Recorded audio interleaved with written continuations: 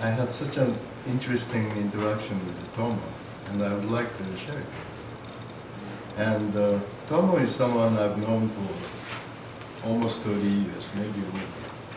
He was the first person I became friendly when I arrived in New York. And he actually introduced me. He was my mentor for New York City. I didn't know anything about this city, and he showed me everything. And then we were talking about this, how long we've known each other. And then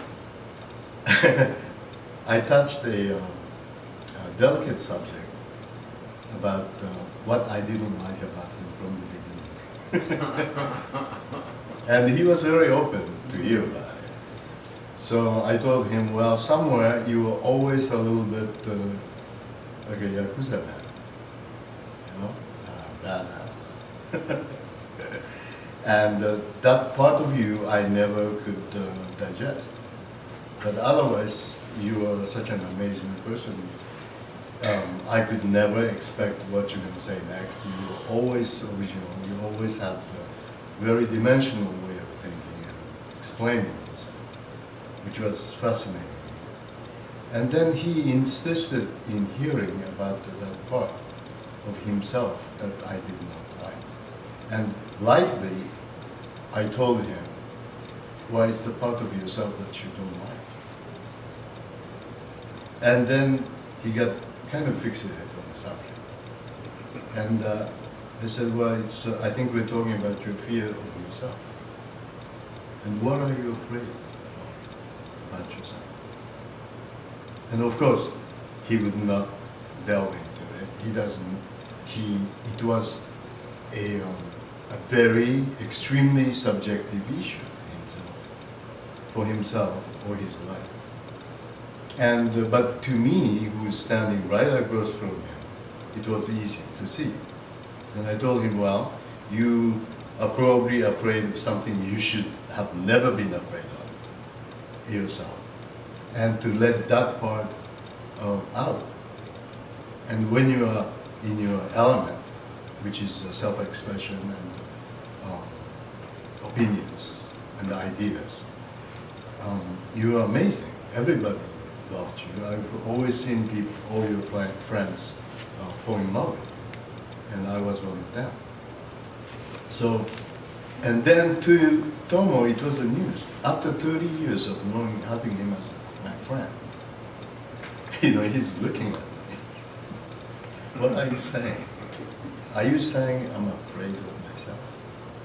That I have restrained myself from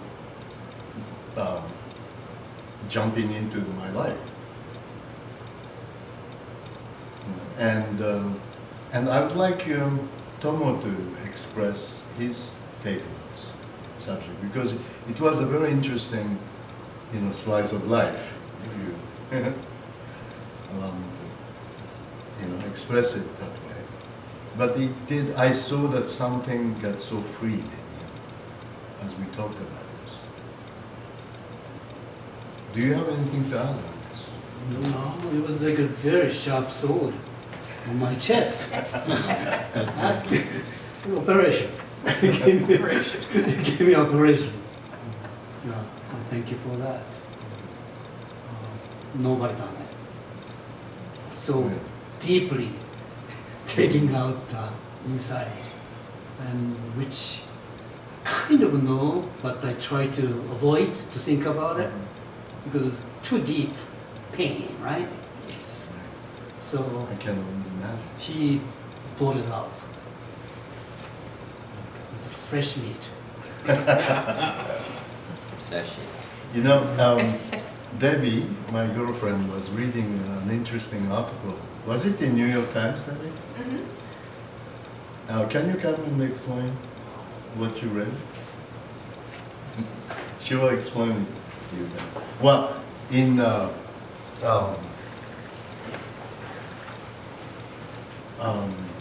roughly speaking, this lady, she's American, Right. married to a Yeah, British man, Right. living in Paris. And she was making the comparison of, how was she saying? was what was social conversation Why don't was you like. come over?